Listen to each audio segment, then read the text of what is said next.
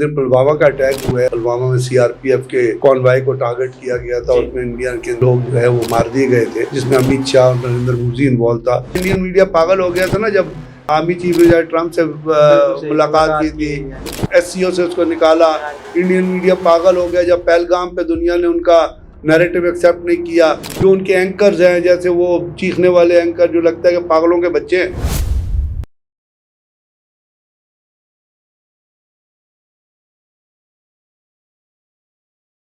अस्सलाम वालेकुम जी, मैं हूं हसनैन चौधरी और आप देख रहे हैं आज़ाद डिजिटल। हमारे साथ मौजूद हैं ब्रिगेडियर रिटायर्ड गजनफर अली साहब। सर बहुत शुक्रिया टाइम देने का। Thank you very much. Sir India की जानिब से बार ये इल्ज़ाम किया जाता है कि पाकिस्तान में जो है वो टेररिज्म का बायस बनते हैं, पाकिस्तानियों की जानिब से चीज़ें की जाती हैं। लेकिन FATF की जो रिपोर्ट है अभी रिसेंटली जो आई है, उसमें ऐसी तंजीमें शामिल हैं जिसको पॉइंट आउट किया गया है कि वो इंडिया में रजिस्टर्ड हैं और वो मनी लॉन्ड्रिंग भी करती हैं और टेररिज्म को फंडिंग भी करती हैं। तो इसको आप किस तरह से देखते हैं? जी हाँ, बहुत बहुत शुक्रिया हसनैन, ये बड़ा इंपॉर्टेंट चीज़ है और ये अमूमन मुझे लगता है कि हमारे मेन स्ट्रीम मीडिया पे इग्नोर अभी तक चीज़ है। हालांकि हमें इस चीज़ को हाईलाइट करना चाहिए दुनिया के लिए, इसलिए कि FATF एक बड़ी इंपॉर्टेंट ऑर्गेनाइजेशन है जो दुनिया की बाकी ग्लोबल ऑर्गेनाइजेशन से कोलैबोरेट भी करती है। उसके मैंने कोई एशिया से भी, यूरोप से भी, जितने लीडिंग कंट्री 40 के 45 उसके मेंबर, उसका सालाना इजलास भी होता है। और आपको पता है पाकिस्तान FATF का बहुत देर अरसे तक ग्रे लिस्ट में रहा।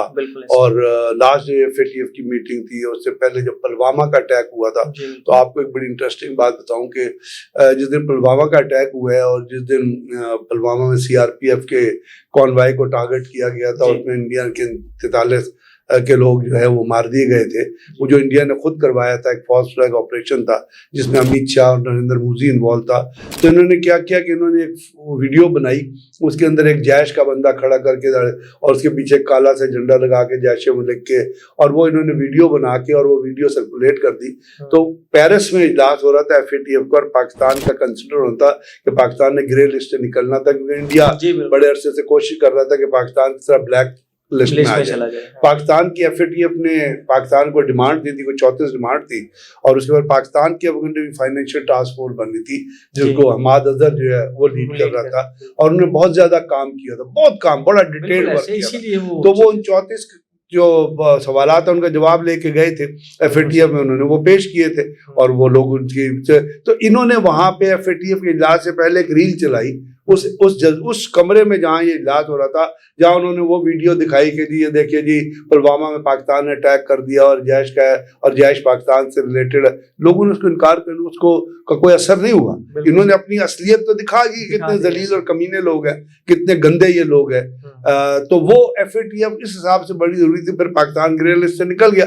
अब वो FATF जो है उसने वो अपनी मनी लॉन्ड्रिंग पे, टेरर फाइनेंसिंग पे अपनी जो है रिपोर्ट अभी उसके जो मेंबर थे उसने, बल्कि 2023 में उन्होंने रशिया को निकाल दिया FATF की मेंबरशिप से, यूक्रेन के अटैक वगैरह। अब वहां पे जो ये रिपोर्ट है, बड़ी कम्प्रिहेंसिव किस्म की रिपोर्ट आई है, जो है update on terrorist financing risk, update on terrorist financing risk, और ये 9 जुलाई को ये रिपोर्ट रिलीज हुई है। तो इस रिपोर्ट को जैसे ये रिलीज हुई, इस पूरी रिपोर्ट में पाकिस्तान का कहीं जिक्र नहीं है टेरर फाइनेंसिंग के हिसाब से।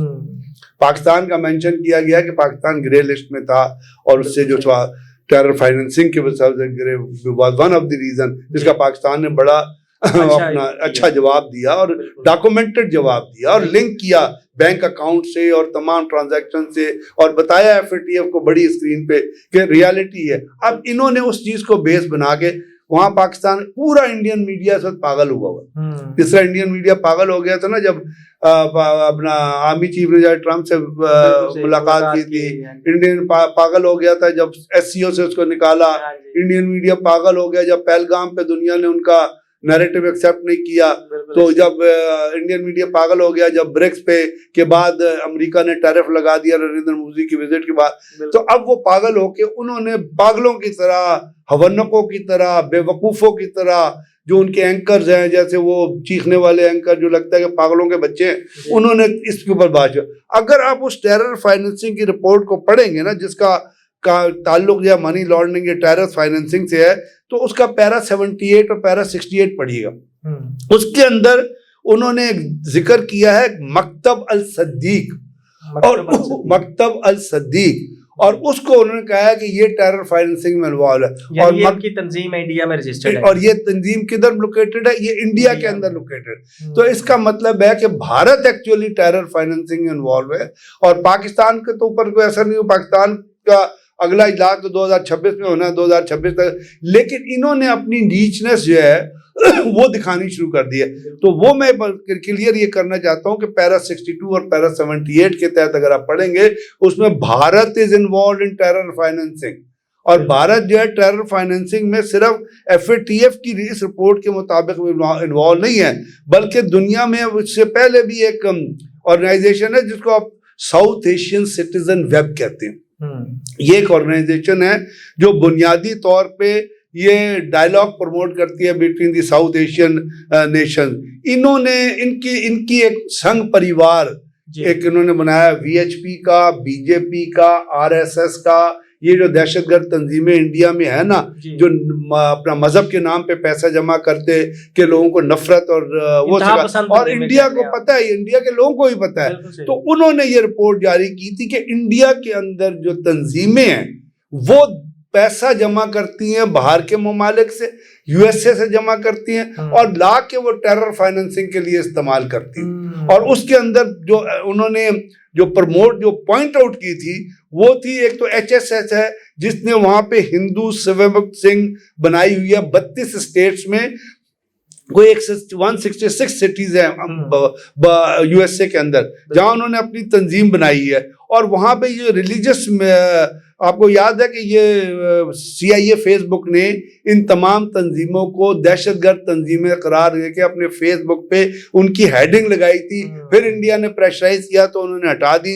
एक है इकल विद्याला फाउंडेशन, उसके तहत उन्होंने कहा कि उसने कोई वहां से जो है ना, उसने और VHP ने उन्होंने वहां से $27 मिलियन जमा करके इंडिया में भेजे दहशतगर्दी को प्रमोट करने के लिए। एक है VHPA जिसने ये विश्व हिंदू परिषद, इसने कोई $39 मिलियन जमा किए और इंडिया के अंदर भेजे दहशतगर्द RSS, VHP और इस किस्म की दहशतगर्दी फैलाने के लिए, मजहबी नफरत फैलाने के लिए, मजहबी मुनाफकत फैलाने के लिए, माइनॉरिटीज को मारने के लिए, माइनॉरिटी को मारने की ट्रेनिंग देने के लिए। ये आपको तमाम चीजें डॉक्यूमेंट। एक है सीवा फाउंडेशन, SEWA, उसने 33 मिलियन जो है डॉलर वो जमा किए और RSS के फंड में भेजे, BJP के फंड में भेजे। तो वहां पे एक प्रोफेसर है, उसका नाम है अरविंदर राज गोलपाल।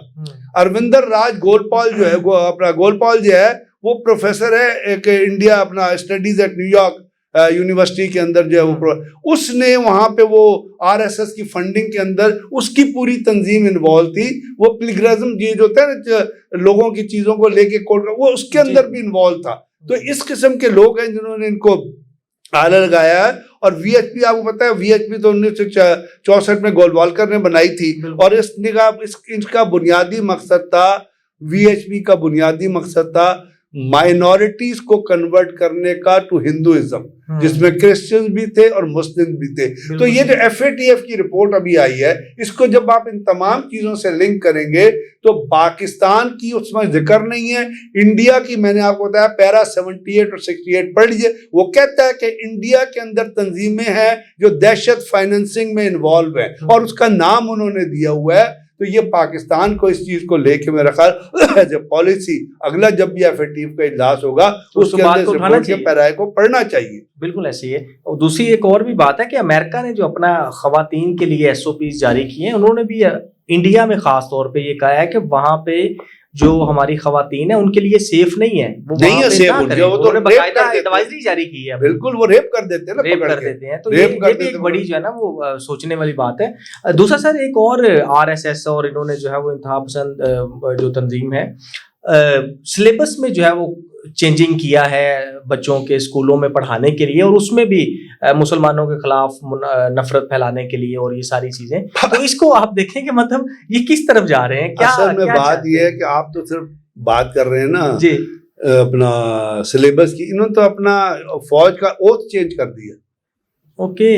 जो सेकुलर स्टेट है ना, जी जी जी तो सेकुलर स्टेट के मुताबिक जो इनका जवानों से जो ओथ लिया जाता जी था, जी जो आप लेते, उसमें जो मुसलमान होते थे वो कुरान पाक पे लेते थे, बाकी जो अपने अपने उसके अंदर कोई रिलीजियस जी वर्डिंग्स नहीं थी, जी लॉर्ड की और रामा की, और अब इन्होंने उस ओथ को चेंज कर दिया, ओके। यानी उसको भी दहशतगर्दी के नजदीक कर दिया है। और फौज भी ये ओथ शर्म आनी देती है चाहिए। कि अगर हम मुसलमानों को नहीं मारेंगे तो हम इंडियन आर्मी के जवान काउंट नहीं होंगे, अगर हम माइनॉरिटीज पे जुल्म नहीं करेंगे तो हम इंडियन फौज के जवान हमको काउंट, ये उन्होंने वो चेंज कर दी।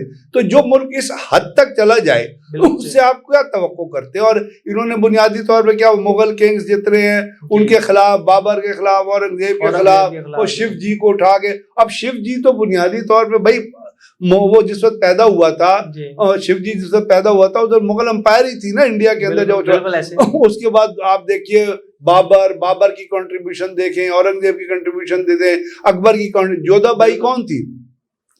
जोधाबाई एक हिंदू औरत थी ना, जी बिल्कुल, जिससे अकबर ने शादी की थी, हाँ और वो सबसे लॉन्गेस्ट लिविंग प्रिंसेस है, बिल्कुल। जिसके ऊपर ये फिल्में बनाते हैं। वो एक ऐसे फिल्म बनी खुद थी जोधाबाई के नाम, जोधाबाई ने खुद बनाई थी। बिल्कुल। और जो मुगलों का जो कंट्रीब्यूशन है, उसके जरिए अगर मुगल ना होते 800 साल तो इंडिया इस कंडीशन में ना होता जिस कंडीशन में आ जाओ। उन्होंने बिल्कुल। ताजमहल किसने बनाया था? इनके बाप ने बनाया था। बिल्कुल, जिसको आज ये समझते हैं जिसको हमारा आज एक मोनूमेंट है। मानो में वो किसने, जहाँ पे जैसे हजारों बिल्कुल करोड़ों रुपए कमाते हैं, वो किसने बनाया था? बिल्कुल। इंडियन कल्चर किसने इजाद किया था? बिल्कुल। इंडियन क्यूजीन जो है वो किसने इजाद, आर्ट और कल्चर में मुगलों का कितना बिल्कुल, काम है? बहुत बड़ा बड़े काम, बड़ी contribution है। बड़े बड़े जो फोर्ट बने हुए वो किसने बनाए थे? बिल्कुल। अकबर ने एक दीन इलाही, आपको पता है चला था, जो जी। रिलीजियस अपना जो मजहबी जो मतलब मुनाफकत को खत्म करने के लिए, मजहब को आपस में जोड़ने के लिए उन्होंने इस चीज को बनाया था।